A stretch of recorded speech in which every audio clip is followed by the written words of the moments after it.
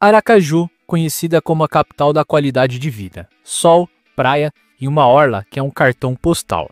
Mas, por trás da brisa do mar, existe uma cidade de contradições. Ela é o número 1 em geração de emprego no estado, mas o salário médio não acompanha. Então, a pergunta que vale ouro é: morar em Aracaju vale a pena?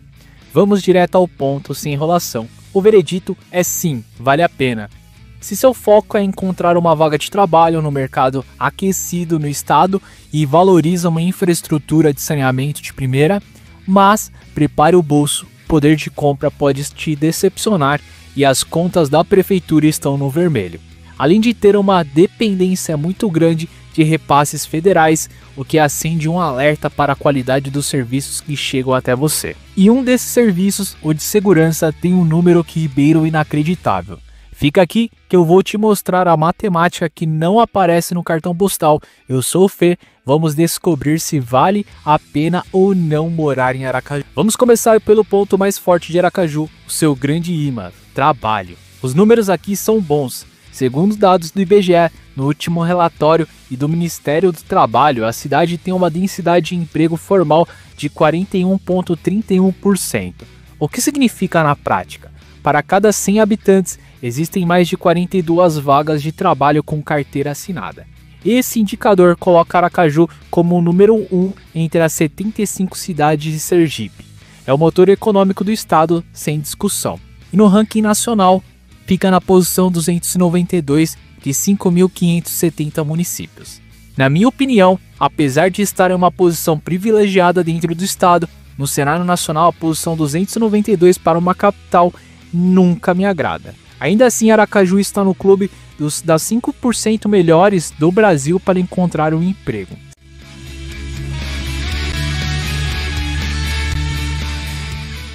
Se você está procurando uma oportunidade, aqui a porta de entrada está mais aberta que na maioria do país. Lembrando também que as vagas também podem ser preenchidas por pessoas de outras cidades. Mas o emprego por si só não paga as contas. E é aqui que a história de Aracaju começa a ficar complexa. Com tanta vaga, você esperaria salários nas alturas, certo? Errado. O salário médio do trabalhador formal em Aracaju de R$ 3.319,98. Nota esse número. Agora vamos comparar a média do Brasil, que é de R$ 3.542,19. Isso dá uma diferença de menos 6%. Pode não parecer muito, mas no final do ano são mais de R$ 2.600 que não entram no seu bolso. Isso coloca Aracaju na posição 322 do ranking de salários do Brasil, ou seja, uma cidade top 5 em vagas, mas que não configura nem entre as 300 melhores em remuneração. É o famoso paradoxo. A cidade te dá emprego, mas não te dá o mesmo poder de compra de outros grandes centros. Agora a pergunta de R$ 1 milhão. Por que isso acontece e para onde vai o dinheiro da cidade?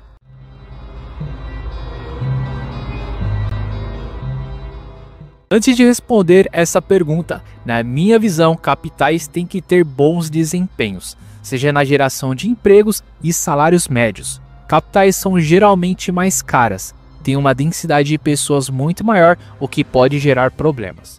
Se você está em busca de bons salários, tem que prestar bem atenção na sua área e o que Aracaju te oferece para morar na cidade. E aqui Aracaju começa a se complicar. Vamos dar uma olhada. Para entender os serviços, precisamos olhar o cofre da prefeitura. Em 2024, a receita municipal de Aracaju foi brutal, 3,6 bilhões. Com essa grana toda, você esperaria uma cidade nadando em prosperidade. Só que não. O saldo orçamentário, que é a receita menos as despesas, ficou negativo em mais de 49 milhões. E isso tem impacto nas oportunidades da cidade. 2023, por exemplo, que na minha humilde opinião foi pura coincidência, era um ano de pré-eleições municipais, a cidade fechou o caixa na pior situação desde 2014, com um saldo negativo próximo de 450 milhões. Então estou querendo dizer alguma coisa com isso? Eu não, estou dizendo que é pura coincidência. Além disso, Aracaju é como aquela tia que tem dinheiro e os filhos vivem dependendo dela. pedem dinheiro para comprar carro, pagar o cartão, ficam sugando a coitada e ela só vive no vermelho. Aracaju não fecha as contas no azul, parece que tem azulfobia. Além de que tem uma dependência muito grande do FPM, do governo federal, que é o Fundo de Repasse dos Municípios, que é maior do que o repasse que o estado de Sergipe faz para a capital Aracaju. Mas para onde vai o dinheiro? A maior fatia do bolo, e isso é crucial, vai para o pessoal e encargos sociais.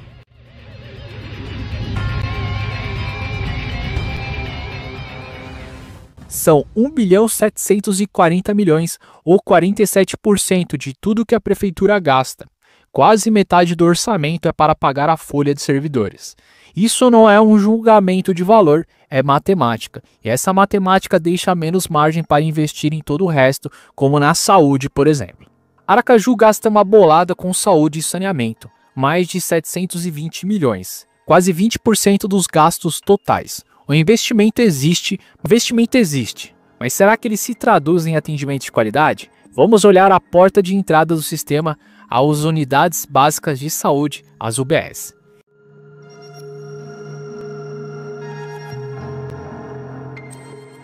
E para entender o impacto disso, vamos conhecer o Seu João.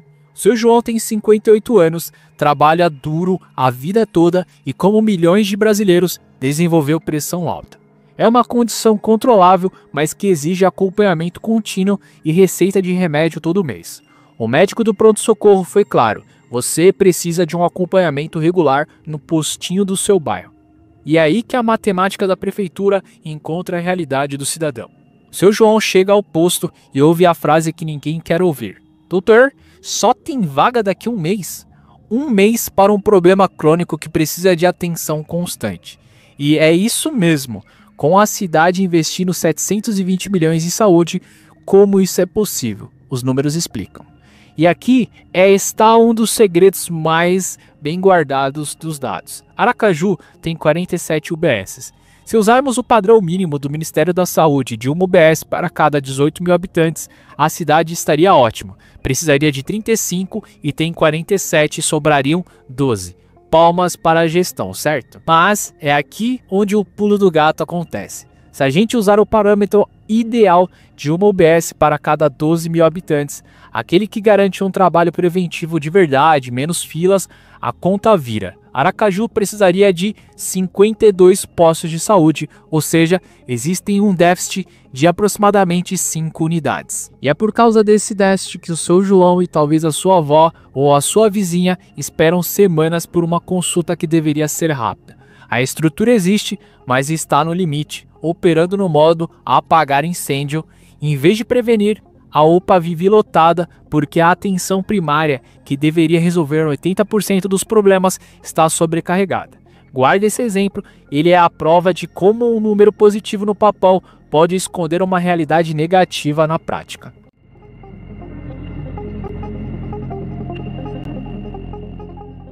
Aracaju pode até ser um foguete de empregos no estado, mas com salários de teco-teco. A prefeitura arrecada bilhões, mas só vive no cheque especial, com quase metade do dinheiro comprometida com a folha de pagamento. E na saúde, o que parece bom no papel pode significar fila na vida real. A pergunta é: esse padrão se repete em outras áreas cruciais, como educação e segurança? A resposta é: principalmente na segurança vai te chocar.